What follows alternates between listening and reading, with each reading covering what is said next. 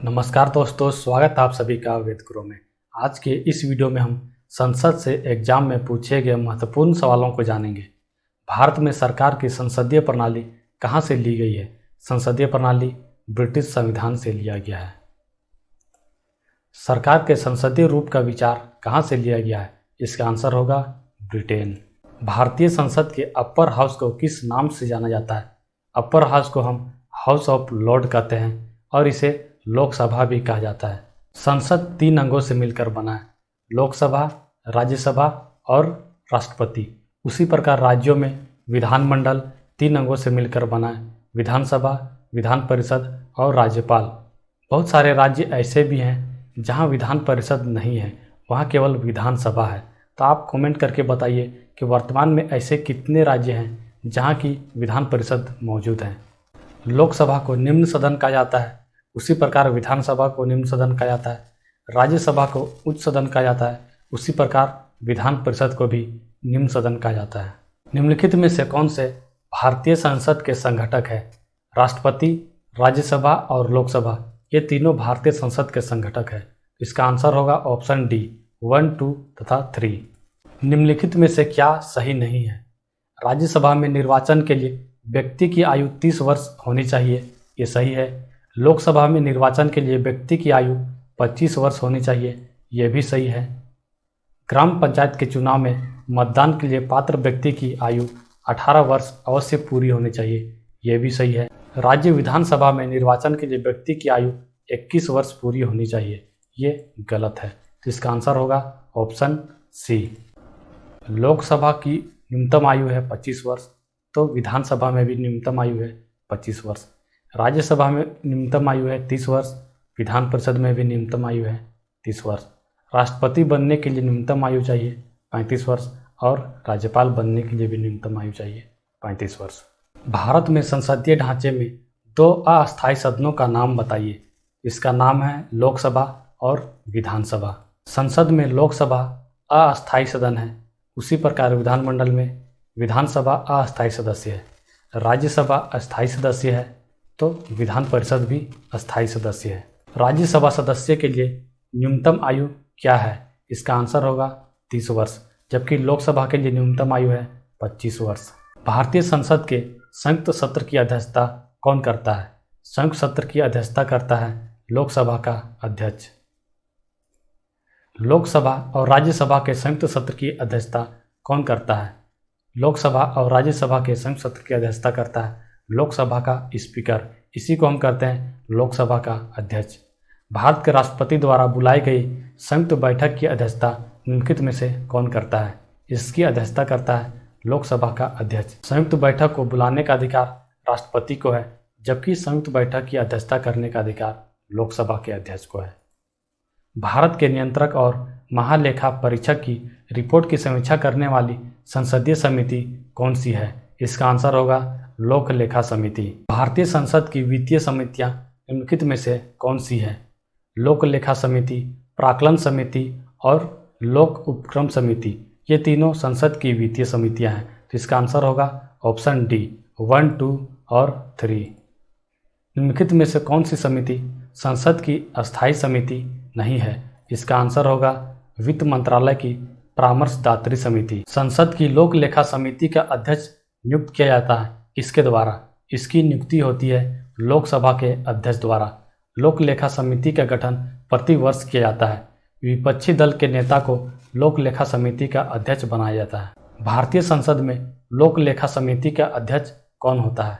विपक्षी दल का नेता लोक लेखा समिति का अध्यक्ष होता है। लोकसभा की सभी संसदीय समितियों के अध्यक्ष को कौन नियुक्त करता है? इसका आंसर होगा भारत के लोकसभा के अध्यक्ष। राज्यसभा के सदस्यों का सेवाकाल कितना होता है? राज्यसभा एक अस्थायी सदन है, यह कभी पूर्णतः विघटित नहीं होता। इसका कार्यकाल होता है 6 वर्ष तथा प्रत्येक 2 वर्ष की समाप्ति पर राज्यसभा के 1/3 सदस्य सेवानिवृत्त होते हैं, जिनके स्थान पर नए सदस्यों का निर्वाचन होता है। तो इसका आंसर होगा ऑप्शन डी, 6 वर्ष। राज्यसभा को भंग किया जाता है कब? राज्यसभा एक अस्थायी सदन है, इसे कभी भंग नहीं किया जाता। तो इसका आंसर होगा ऑप्शन डी, उपयुक्त में से कोई भी नहीं। राज्यसभा के सदस्यों का चुनाव कितनी अवधि के लिए किया जाता है? 6 वर्ष के लिए। राज्यसभा सदस्य बनने के लिए न्यूनतम आयु कितनी होनी चाहिए? न्यूनतम आयु होनी चाहिए 30 वर्ष। नागरिकता प्राप्त करने के लिए शर्तें निर्धारित करने वाला सक्षम निकाय कौन सा है? तो यह निकाय है संसद। भारतीय संघ में नए राज्य की स्वीकृति कौन देता है? इसकी स्वीकृति देता है संसद। अनुच्छेद 2 में नए राज्यों की स्थापना का वर्णन किया गया है, जबकि अनुच्छेद 3 के अनुसार संसद को यह अधिकार प्राप्त है कि वह नए राज्यों की स्वीकृति दे सकता है। अखिल भारतीय सेवाओं के सृजन की शक्ति किसे प्राप्त है? अखिल भारतीय सेवाओं के सृजन की शक्ति संसद को प्राप्त है और अखिल भारतीय सेवाओं को इंग्लिश में बोलते हैं ऑल इंडिया सर्विस, और इसे कंडक्ट कौन करवाती है? यूपीएससी। मंत्रिपरिषद सामूहिक रूप से किसके प्रति उत्तरदायी है? मंत्रिपरिषद सामूहिक रूप से लोकसभा के प्रति उत्तरदायी होता है। यदि क्वेश्चन में पूछता कि मंत्रिपरिषद व्यक्तिगत रूप से किसके प्रति उत्तरदायी होता है, तब इसका आंसर हो जाता राष्ट्रपति। मंत्रिमंडल सामूहिक रूप से किसके प्रति उत्तरदायी है? इसका आंसर होगा लोकसभा के प्रति। सरकार की मंत्रिमंडल प्रणाली की सबसे महत्वपूर्ण विशेषता क्या है? सबसे महत्वपूर्ण विशेषता है सामूहिक उत्तरदायित्व का होना। संसद के दोनों सदनों की संयुक्त बैठक को भेजे गए विधेयक का पारित होना होता है। किससे? उसे उपस्थित सदस्यों के साधारण बहुमत से पारित होना होता है। संसद में शामिल हैं कौन कौन? संसद में शामिल है राष्ट्रपति, लोकसभा और राज्यसभा। तो इसका आंसर होगा ऑप्शन ए। भारतीय संसद में कितने सदन हैं? भारत के संसद में कुल 2 सदन हैं, लोकसभा और राज्यसभा। लोकसभा को हम कहते हैं निम्न सदन और राज्यसभा को कहते हैं उच्च सदन। निम्नलिखित में से कौन भारत में कानूनों को बनाता है? भारत में कानूनों को बनाता है राष्ट्रपति और संसद के दोनों सदन। जब कोई कानून बनाना हो तब कोई विधेयक को लोकसभा या राज्यसभा किसी भी सदन में प्रस्तुत किया जाता है। यदि हम लोकसभा में प्रस्तुत करते हैं तो लोकसभा में पारित होने देते हैं। उसके बाद जब लोकसभा में पारित हो जाता है तो इसे राज्यसभा में भेज देते हैं। राज्यसभा में भी जब यह पारित हो जाता है तो इसे फिर राष्ट्रपति की स्वीकृति के लिए भेज देते हैं। जब राष्ट्रपति इसकी स्वीकृति दे देते हैं तो यह कानून बन जाता है। निम्नलिखित में से कहाँ कानून बनाने का प्रस्ताव पेश किया जा सकता है? कानून बनाने का प्रस्ताव लोकसभा या राज्यसभा दोनों में से किसी भी सदन में पेश किया जा सकता है। इसका आंसर होगा ऑप्शन सी। परंतु ऐसा तभी कर सकते हैं जब यह सामान्य कानून हो या कोई सामान्य विधेयक हो। परंतु जब यह धन विधेयक, वित्त विधेयक या संविधान संशोधन विधेयक से संबंधित हो तो इसके लिए अलग से प्रावधान किया गया है। विधानमंडल का प्रमुख कर्तव्य क्या है?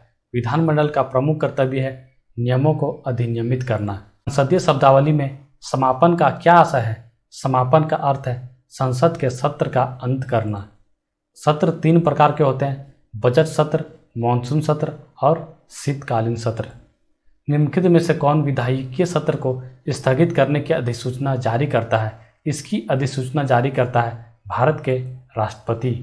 यह कौन तय करता है कि संसद में रखा जाने वाला कोई विधेयक विशेष धन विधेयक है या नहीं? तो इसे तय करने का अधिकार है लोकसभा के अध्यक्ष को। लोकसभा में किसी विधेयक को धन विधेयक के रूप में प्रमाणित कौन करता है?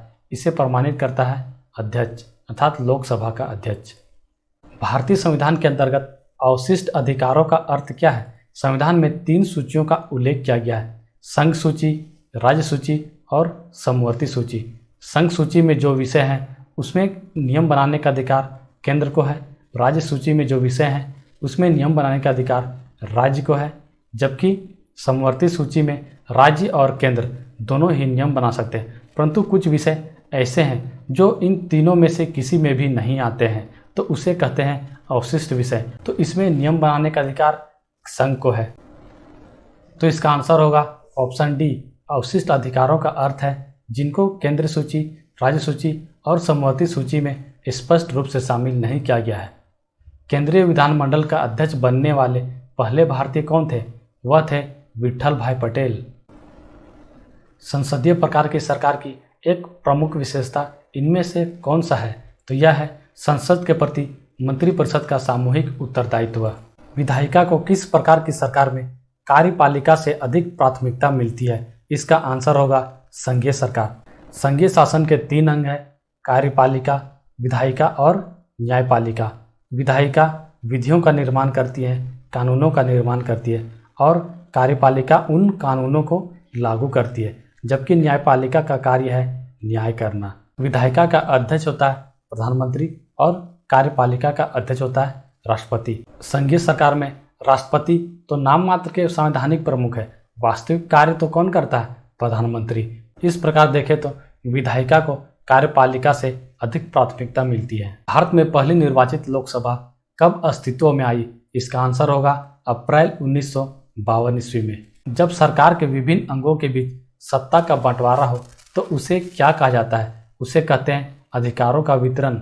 अधिकारों का वितरण का अर्थ है कि शक्ति को किसी एक व्यक्ति के हाथ में या किसी एक समूह के हाथ में ना रहने दिया जाए, बल्कि इसे विभिन्न समूहों या विभिन्न व्यक्तियों में बांट दिया जाए। जैसे कार्यपालिका, विधायिका और न्यायपालिका में शक्तियों को बांटा गया है ताकि किसी भी एक के हाथ में पूरी शक्ति ना रहे और वह तानाशाही ना हो जाए। निम्नलिखित का मिलान कीजिए, इनमें से कौन किसका सही जोड़ा है? तो इसका आंसर होगा ऑप्शन ए, सी, ए और बी। स्वतंत्र भारत की लोकसभा का पहला अध्यक्ष कौन था? इसका आंसर होगा जीवी मावलंकर, गणेश वासुदेव मावलंकर। लोकसभा के प्रथम अध्यक्ष कौन थे? जीवी मावलंकर। भारतीय संसद में वित्तीय बजट कौन प्रस्तुत करता है? इसे प्रस्तुत करने का अधिकार है भारत के वित्त मंत्री को। भारतीय संविधान के अनुसार संसद के दोनों सदनों का अधिवेशन एक वर्ष में कम से कम कितनी बार बुलाना जरूरी है? तो 2 बार बुलाना जरूरी होता है। संसद के किसी सदन के 2 सत्रों के बीच अंतराल किससे अधिक नहीं होना चाहिए? संसद में 3 प्रकार के सत्र होते हैं। पहला बजट सत्र, दूसरा मानसून सत्र और तीसरा शीतकालीन सत्र। कोई भी सत्र हो, इनमें 6 माह से अधिक का गैप नहीं होना चाहिए। तो इसका आंसर होगा 6 महीने। किसी विधानमंडल के किसी सदस्य द्वारा प्रस्तुत प्रस्ताव को जन महत्व का अविलंब मानते हुए जो चर्चा की जाती है उसे क्या कहते हैं? उसे कहा जाता है स्थगन प्रस्ताव। निम्नलिखित में से कौन सा शब्द संसद से संबंधित नहीं है? आमुख, स्थगन और भंग करना ये तीनों संसद से संबंधित है, परंतु बर्खास्त करना ये संसद से संबंधित नहीं है। यदि संसद किसी विशिष्ट उद्देश्य के लिए कोई समिति नियुक्त करे तो उसे क्या कहते हैं? उसे कहते हैं तदर्थ समिति, एडहॉक कमेटी। जब कोई विशिष्ट कार्य के लिए कोई अस्थायी समिति बनाना हो तब हम एक अस्थायी समिति बनाते हैं, उसे कहते हैं तदर्थ समिति। और जब वह काम समाप्त हो जाता है तो उस समिति को भी समाप्त कर दिया जाता है।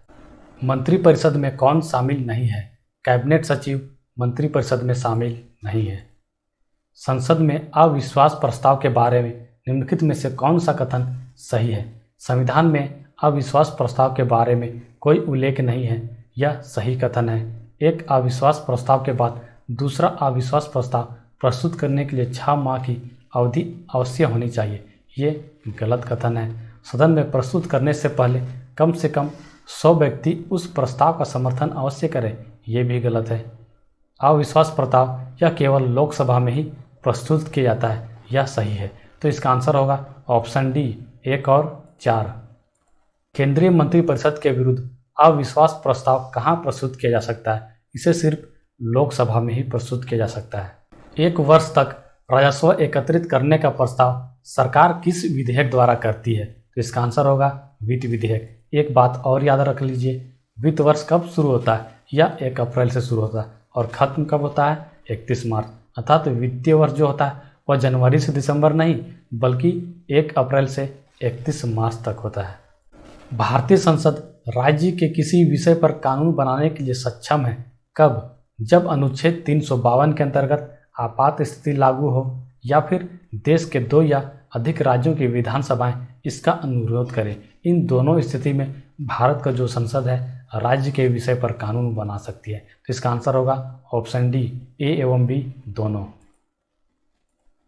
भारत के संविधान की कौन सी अनुसूची राज्यसभा में सीटों के बंटवारे का निर्धारण करती है? इसका निर्धारण करती है 4थी अनुसूची। 4थी अनुसूची राज्यसभा में सीटों के बंटवारे का निर्धारण करती है। 3री अनुसूची शपथ से संबंधित है।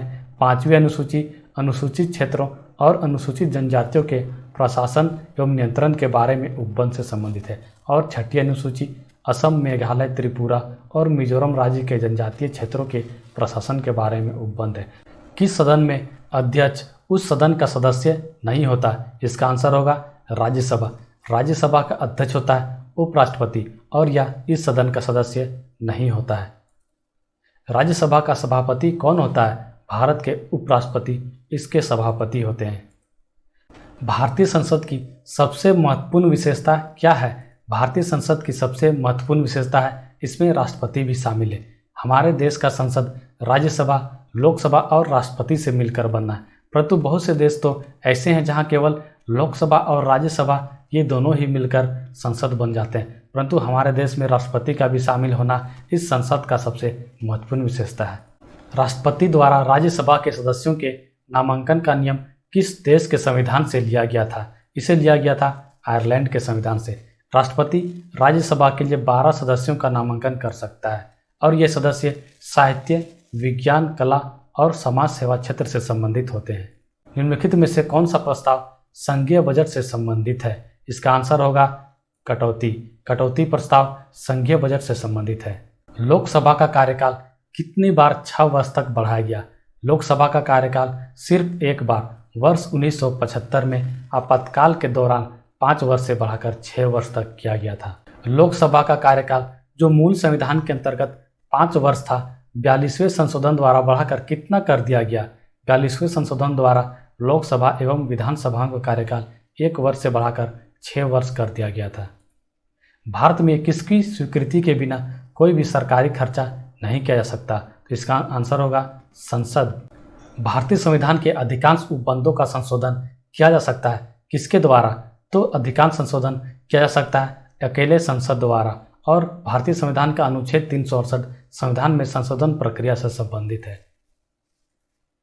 कौन सा अनुच्छेद संसद को राज्य सूची के विषय पर कानून बनाने का अधिकार देता है? इसका आंसर होगा अनुच्छेद 249। यदि केंद्रीय संसद को राज्य सूची में शामिल विधायी शक्तियों और विषयों का ग्रहण करना हो तो इस आशय का प्रस्ताव किसके द्वारा पारित किया जाएगा? तो इसे राज्यसभा द्वारा पारित किया जाएगा। लोकसभा के निर्वाचित सदस्यों की अधिकतम संख्या कितनी हो सकती है? इसकी अधिकतम संख्या 552 हो सकती है, जिसमें 530 सदस्य राज्य में प्रादेशिक निर्वाचित क्षेत्रों से तथा 20 सदस्य संघ राज्य क्षेत्रों से निर्वाचित हो सकते हैं, परंतु ऑप्शन में 552 तो दिया नहीं है, तो इसका आंसर होगा 550। वर्तमान में लोकसभा में निर्वाचित सदस्यों की संख्या 543 है, 530 राज्यों से तथा 13 संघ राज्य क्षेत्रों से। राष्ट्रपति आंग्ल भारतीय समुदाय से 2 व्यक्तियों को लोकसभा के लिए मनोनीत करते थे, परंतु 25 जनवरी 2020 के बाद अब 2 आंग्ल सदस्यों की नियुक्ति नहीं करते हैं। उत्तराखंड में कुल कितने संसदीय सीटें हैं लोकसभा के लिए? तो उत्तराखंड में लोकसभा के लिए 5 सीटें हैं, जबकि राज्यसभा के लिए 3 सीटें हैं। उड़ीसा में कुल कितने संसदीय सीटें हैं राज्यसभा के लिए? उड़ीसा में राज्यसभा के लिए 10 सीटें हैं, जबकि लोकसभा के लिए 21 सीट हैं। त्रिपुरा में कुल कितने संसदीय सीटें हैं राज्यसभा निर्वाचन क्षेत्र के लिए? तो राज्यसभा निर्वाचन क्षेत्र के लिए त्रिपुरा में 1 संसदीय सीट है, जबकि लोकसभा के लिए 2 संसदीय सीट है। भारत में लोकसभा के लिए अधिकतम सीटें निर्धारित की गई है कितना? तो भारत में लोकसभा के लिए अधिकतम सीट निर्धारित है 552, 530 राज्य से, 20 सदस्य केंद्र शासित प्रदेशों से। पहले 2 सदस्य एंग्लो इंडियन से राष्ट्रपति द्वारा मनोनीत होते थे, परंतु अब राष्ट्रपति एंग्लो इंडियन सदस्य को मनोनीत नहीं करते हैं। लोकसभा की प्रथम महिला अध्यक्ष कौन है? लोकसभा की प्रथम महिला अध्यक्ष है मीरा कुमार, जबकि लोकसभा की दूसरी महिला अध्यक्ष है सुमित्रा महाजन। आप कमेंट करके बताइए कि वर्तमान में लोकसभा के अध्यक्ष कौन है। भारतीय संसद का जनता द्वारा निर्वाचित सदन निम्नलिखित में से कौन सा है? संसद 3 अंगों से मिलकर बनता है, राष्ट्रपति, लोकसभा और राज्यसभा। इनमें से लोकसभा के सदस्य जनता द्वारा प्रत्यक्ष निर्वाचित होते हैं, तो इसका आंसर होगा लोकसभा। गैर धन विधेयक के संसद के हर सदन में कितने वाचन होते हैं? इसका आंसर है 3। प्रथम वाचन विधेयक पेश करने के साथ अनुमति लेने से संबंधित होता है, द्वितीय वाचन में उसकी विस्तृत एवं बारीकी से जांच होती है, और तृतीय वाचन में यदि कोई संशोधन होता है तो उसे स्वीकृत कर विधेयक का अंग बना दिया जाता है। किसके दौरान आधिक्य बजट की संस्तुति की जाती है? तेजी के दौरान आधिक्य बजट की संस्तुति की जाती है। आधिक्य बजट का अर्थ है वैसा बजट जिसमें सरकार के व्यय की तुलना में आय अधिक होती है। भारतीय संसद के कामकाज में शून्यकाल का क्या अर्थ है? शून्यकाल का अर्थ है प्रश्नकाल और अगली कार्यसूची के बीच का समय। लोकसभा की बैठक जब शुरू होती है तो बैठक का पहला घंटा प्रश्नों के लिए होता है और उसे ही प्रश्नकाल कहा जाता है। इस अवधि के दौरान संसद सदस्यों द्वारा मंत्रियों से प्रश्न पूछे जाते हैं और मंत्री इन प्रश्नों का उत्तर देते हैं। प्रश्नकाल के बाद का समय शून्यकाल का होता है और शून्यकाल का समय 12 से 1 के बीच में होता है। दोपहर 12 बजे आरंभ होने के कारण इसे शून्यकाल कहा जाता है। भारतीय संसद द्वारा विश्व संसदीय प्रणालियों में से कौन सी अभिनव चर्चा प्रक्रिया समाविष्ट की गई है? इसका आंसर होगा शून्यकाल। निम्न में से कौन संसद के सदस्यों के लिए औपचारिक रूप से निर्धारित उपकरण नहीं है? शून्यकाल प्रश्नकाल के ठीक बाद होता है और इसका समय होता है 12 से 1 बजे तक और शून्यकाल में कोई कार्यवाही नहीं होती, इसलिए यह संसद के सदस्यों के लिए औपचारिक रूप से निर्धारित उपकरण नहीं है। संसद सदस्य संसद में अपनी सदस्यता गंवा देगा यदि यह सत्रों से निरंतर कितने दिन तक अनुपस्थित रहता है। तो यदि कोई संसद सदस्य सदन की अनुमति के बिना 60 दिन तक की अवधि तक सदन के सभी अधिवेशनों में अनुपस्थित रहता है तो वह अपना सदस्यता गंवा देगा। लोकसभा अध्यक्ष के वेतन और भत्ते कौन निर्धारित करता है? इसे निर्धारित करता है भारत का संसद। निम्न में से कौन सा प्रशासन पर विधायी नियंत्रण के अंतर्गत नहीं आता है? शून्यकाल प्रश्नकाल के तुरंत बाद शुरू होता है। इस काल में कोई कार्यवाही नहीं होती, इसलिए शून्यकाल विधायी नियंत्रण के अंतर्गत नहीं आता है। ऐसे व्यक्ति कौन हैं जो राज्यसभा के सदस्य होते हुए राज्यसभा और लोकसभा दोनों में बोल सकते हैं? इसका आंसर होगा वे मंत्री जो राज्यसभा के सदस्य हैं। प्रत्येक मंत्री एवं भारत के महान्यायवादी को यह अधिकार होता है कि वह किसी भी सदन में बोल सकता है। संयुक्त बैठक में और संसद की किसी समिति में जिसका वह सदस्य है वहाँ कार्यवाहियों में भाग ले सकता है, परंतु वहाँ मत देने का उसको अधिकार नहीं होता है। राष्ट्रीय कोष का अभिरक्षक कौन सा अंग है? विधानमंडल को राष्ट्रीय कोष का अभिरक्षक माना जाता है। हाउस ऑफ द पीपल को लोकसभा का नाम किस वर्ष दिया गया?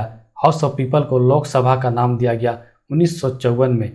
अगर सवाल में पूछे कि लोकसभा का पूर्व नाम क्या था तो हाउस ऑफ द पीपल। अगर पूछे कि हाउस ऑफ द पीपल को अब हम क्या बोलते हैं तो इसका आंसर होगा लोकसभा। पहले अविश्वास प्रस्ताव और दूसरे अविश्वास प्रस्ताव के बीच अधिकतम कितना अंतर होना चाहिए? अधिकतम अंतर 6 महीने का होना चाहिए। संसद और संविधान साधन नहीं है किसके? विधिक न्याय के। भारत के प्रधानमंत्रियों का निम्नलिखित में से कौन सा कालक्रम सही है? आपको जो ऑप्शन दिए गए हैं उसी में से आपको सही कालक्रम चुनना है। तो दिए गए ऑप्शन के हिसाब से सबसे पहले आए जवाहरलाल नेहरू, फिर आए इंदिरा गांधी, फिर आए मोरारजी देसाई और उसके बाद चौधरी चरण सिंह। तो इसका सही ऑप्शन है ऑप्शन सी 2, 1, 3 और 4। वह प्रधानमंत्री कौन है जिन्होंने अपने कार्यकाल के दौरान संसद के अधिवेशन में भाग नहीं लिया? तो वे प्रधानमंत्री थे चौधरी चरण सिंह। लोकसभा आयोजित करने के लिए अपेक्षित गणपूर्ति या कोरम क्या होना चाहिए? आप कोरम या गणपूर्ति को ऐसे समझे, जैसे मान लो आपको क्रिकेट खेलना है तो कितने लोगों का कोरम होना चाहिए? 11 लोगों का कोरम। 11 लोगों का कोरम होगा तभी तो आप क्रिकेट खेल सकती हो। तो प्रत्येक सदन की कार्यवाही आयोजित करने के लिए अपेक्षित गणपूर्ति कुल सदस्य संख्या का 1/10 भाग होती है। संसद के दोनों सदनों में से किसी एक सदन में न्यूनतम कितने सदस्य होने अनिवार्य है जिससे सदन की कार्यवाही चलती रहे? कुल सदस्य का 10वां भाग। महाराष्ट्र में कुल कितने संसदीय सीटें हैं राज्यसभा का? तो इसका आंसर होगा 19, जबकि लोकसभा के लिए 48 सीटें उपलब्ध है। लोकतंत्र की महत्वपूर्ण विशेषता निम्नलिखित में से किसको प्रमुखता देने की है? लोकतंत्र का मूलाधार नागरिक होते हैं, इसलिए लोकतंत्र की महत्वपूर्ण विशेषता नागरिकों को प्रमुखता देने की है। किसने कहा था संसदीय लोकतंत्र का अर्थ है एक व्यक्ति और एक मत? इसे कहा था डॉक्टर BR अम्बेडकर ने। अब कुछ वन लाइनर क्वेश्चन को देखते हैं। भारतीय संविधान के अनुसार केंद्रीय निकाय संसद कहलाती है विधायिकी। लोकसभा का सदस्य बनने के लिए किसी व्यक्ति की न्यूनतम योग्यता क्या होनी चाहिए? वह भारतीय नागरिक होना चाहिए। वह कम से कम 25 वर्ष की आयु का होना चाहिए। भारतीय संसदीय प्रणाली सबसे बड़ी विपक्षी पार्टी के लीडर जिसके पास सदन की कुल संख्या का कितना सीटों से कम नहीं है उस सदन के विपक्षी दल का लीडर माना जाता है। इसका आंसर होगा 1/10। लोकसभा में वोटिंग के दौरान पहले चरण में कौन मत नहीं डाल सकता? अध्यक्ष। भारतीय संसद के सदनों का सत्रवासन अर्थात समाप्ति किसके द्वारा किया जाता है? भारत के राष्ट्रपति द्वारा। भारत में राष्ट्रपति शासन 6 महीने तक चलता है, लेकिन इसे अधिकतम कितनी अवधि के लिए संसद की प्रत्येक 6 माह की स्वीकृति से बढ़ाया जा सकता है? 3 वर्ष के लिए। भारतीय संसद के दोनों सदनों की संयुक्त बैठक को कौन आहूत करता है, कौन शुरू करता है? भारत के राष्ट्रपति। कौन सा विधेयक भारत के राष्ट्रपति के पूर्व अनुमति के बिना प्रस्तावित किया जा सकता है? साधारण विधेयक। लोकसभा का मुख्य वक्ता कौन होता है? लोकसभा का अध्यक्ष। भारत में संसदीय बैठक का पहला घंटा किसके लिए निर्धारित होता है? प्रश्नकाल के लिए। भारतीय संसद में कौन सी परिस्थिति में सदन किसी सदस्य की सीट को रिक्त घोषित कर सकता है? यदि वह सदस्य लगातार 60 दिनों से सदन की सभी सभाओं से अनुपस्थित है। भारत में प्रायः 3 संसदीय सत्र होते हैं, नामतः बजट सत्र, मानसून सत्र तथा शीतकालीन सत्र। भारत के राज्यसभा में कुल कितने सदस्य हैं? राज्यसभा में सदस्यों की अधिकतम संख्या होती है 250 और वर्तमान में राज्यसभा सदस्यों की संख्या 245। 233 सदस्य हैं राज्य और केंद्र शासित प्रदेशों से और 12 सदस्य ऐसे हैं जिन्हें राष्ट्रपति ने मनोनीत किया है। प्राक्कलन समिति में कितने सदस्य होते हैं? 30। राज्यसभा के पहले अध्यक्ष कौन थे? एस राधाकृष्णन। भारत में कानून निर्माण की सर्वोच्च संस्था कौन है? भारतीय संसद। कौन से सभा के सदस्य कह सकते हैं कि उनके मंत्रियों की परिषद में कोई विश्वास नहीं है? केवल लोकसभा के। कौन दोनों सदनों को स्थगित कर सकता है? राष्ट्रपति। राज्यसभा किसी भी पैसे से संबंधित कानून को अस्वीकार नहीं कर सकती, लेकिन उसे विलंबित कर सकती है। कितनों दिनों के लिए वह उसे विलंबित कर सकती है? 14 दिनों के लिए। संविधान के अनुसार भारतीय संसद को कितने हिस्सों में विभाजित किया गया है? 3 हिस्सों में। लोकसभा की अध्यक्षता कौन करता है? स्पीकर, लोकसभा का अध्यक्ष। वित्तीय बिल के मामले में टोकन कटौती द्वारा कम की जाने वाली राशि क्या है? 100 रुपये। पश्चिम बंगाल में कुल संसदीय सीटें कितने हैं लोकसभा के लिए? 42। पंजाब में कुल संसदीय सीटें राज्यसभा के लिए कितने हैं? 7। कौन संसद को राज्य सूची के विषयों पर कानून बनाने का अधिकार दे सकती है? राज्यसभा। सिक्किम में कुल संसदीय सीटें कितने हैं राज्यसभा की? 1। जब संसद में सत्र होता है तो सबसे पहले कौन सा काल शुरू होता है? प्रश्नकाल। राज्यसभा के 245 सदस्यों में से कुल कितने सदस्य निर्वाचित सदस्य होते हैं? 233। कौन सा लोकसभा के लिए एक महत्वपूर्ण काम होता है? कार्यपालिका का चुनाव करना। संसद की सर्वोच्चता, न्यायपालिका की सर्वोच्चता, संघ तथा राज्यों के बीच शक्तियों का वितरण एवं एकल नागरिकता में से कौन सी संघीय सरकार की एक विशेषता है? संघ तथा राज्यों के बीच शक्तियों का वितरण। राज्यसभा के सदस्य बनने के लिए व्यक्ति की न्यूनतम योग्यता क्या होनी चाहिए? तो इसका आंसर होगा ऑप्शन 1 और ऑप्शन 3। वह भारत का नागरिक होना चाहिए तथा राज्यसभा के सदस्य बनने के लिए कम से कम 30 वर्ष की आयु अवश्य होनी चाहिए। भारतीय संसद को कम से कम वर्ष में कितनी बार बैठक करनी चाहिए? वर्ष में 2 बार। भारत में निम्नलिखित में से किसे संशोधित करने के लिए संसद की विशेष बहुमत तथा राज्यों की सहमति होती है? इसका ऑप्शन 1 और 2 सही है। राष्ट्रपति के चुनाव तथा उसका तरीका और 7वीं अनुसूची की कोई भी सूची। पीठासीन अधिकारी सदन को सत्र के पूर्ण होने पर अनिश्चित काल के लिए स्थगित कर देने के पश्चात भारत के राष्ट्रपति सदन के किसकी अधिसूचना जारी करता है? 17 आसन की। भारतीय संविधान में धन विधेयक की परिभाषा किस अनुच्छेद में दी गई है? अनुच्छेद 110 में। हिमाचल प्रदेश की संसदीय सीटें कितनी है राज्यसभा की? आंसर है 3। छत्तीसगढ़ की संसदीय सीटें बताइए राज्यसभा की? आंसर है 5। भारतीय संविधान के अनुच्छेद 75 के अनुसार मंत्रियों का संसद के प्रति सामूहिक तथा किसके प्रति विशेषकर उत्तरदायित्व होता है? लोकसभा के प्रति विशेषकर उत्तरदायित्व होता है। किसका वेतन भारत की संचित निधि पर भारित होता है? अर्थात भारत की संचित निधि से किसका वेतन दिया जाता है? यूपीएससी का अध्यक्ष, भारत के राष्ट्रपति, उच्चतम न्यायालय के न्यायाधीश। भारत में कितनी अखिल भारतीय सेवाएं हैं? इसका आंसर होगा 3। राज्यसभा में राज्यों और केंद्र शासित प्रदेशों से कुल सदस्यों की संख्या कितनी होती है? 238। राज्यसभा में अधिकतम सदस्यों की संख्या कितनी होती है? 250। उत्तर प्रदेश की संसदीय सीट कितनी है राज्यसभा के लिए? 31। राज्यसभा का सदस्य होने के लिए किसी भी व्यक्ति का उम्र कम से कम कितना होना चाहिए? 30 वर्ष। पश्चिम बंगाल की संसदीय सीट कितना है राज्यसभा में? 16। राज्यसभा के सभापति कौन है? भारत के उपराष्ट्रपति। कर्नाटक का संसदीय सीट कितना है राज्यसभा में? 12। राज्यसभा के सदस्यों का निर्वाचन कितने वर्षों की कालावधि के लिए होता है? 6 वर्ष के लिए। हर 2 साल में राज्यसभा के कितने सदस्य निर्वाचित किए जाते हैं? 1/3। राज्यसभा के सदस्यों का निर्वाचन कौन करता है? विधानसभा के निर्वाचित सदस्य। तमिलनाडु के संसदीय सीटें राज्यसभा में कितनी है? 18। भारत के राष्ट्रपति द्वारा राज्यसभा में कितने सदस्यों को नामित किया जाता है? 12। लोकसभा के पहले उपवक्ता कौन थे? एम अनंत शयनम अयंगर। लोकसभा के पहले स्पीकर कौन थे? जीवी मावलंकर, गणेश वासुदेव वालंकर। लोकसभा के लिए सदस्यों का कार्यकाल कितने वर्ष का होता है? 5 वर्ष का, परंतु जरूरी नहीं है, यदि सरकार गिर जाए तो 5 वर्ष से कम भी हो सकता है। भारतीय संसद में वित्तीय बजट कौन प्रस्तुत करता है? वित्त मंत्री। कौन से बिल को राज्यसभा में पारित नहीं किया जा सकता? पूंजी बिल को। महाराष्ट्र की संसदीय सीटें कितनी हैं लोकसभा के लिए? 48। कर्नाटक की संसदीय सीट लोकसभा के लिए कितनी है? 28। गुजरात की लोकसभा के लिए संसदीय सीट कितनी है? 26। गोवा की लोकसभा के लिए संसदीय सीट कितनी है? 2। चंडीगढ़ की संसदीय सीट कितनी है लोकसभा के लिए? 1। पंजाब की संसदीय सीट लोकसभा के लिए कितनी है? 13। हरियाणा की लोकसभा के लिए संसदीय सीट कितनी है? 10। लोकसभा भारत की सदन का कौन सा गृह है? यह निम्न गृह है, निचला गृह है। लोकसभा की बहस किस भाषा में मुद्रित होती है? हिंदी और अंग्रेजी में। संसद प्रत्येक वर्ष कितना सत्र आयोजित करती है? 3 सत्र, बजट सत्र, मानसून सत्र और शीतकालीन सत्र। सभा के सदस्यों का चुनाव किसके द्वारा किया जाता है? विधानसभा के चुने हुए सदस्यों द्वारा। लोकसभा स्थगित करने का अधिकार किसे है? राष्ट्रपति को। यह निर्णय लेने का अधिकार किसको है कि बिल मुद्रा बिल है अथवा नहीं?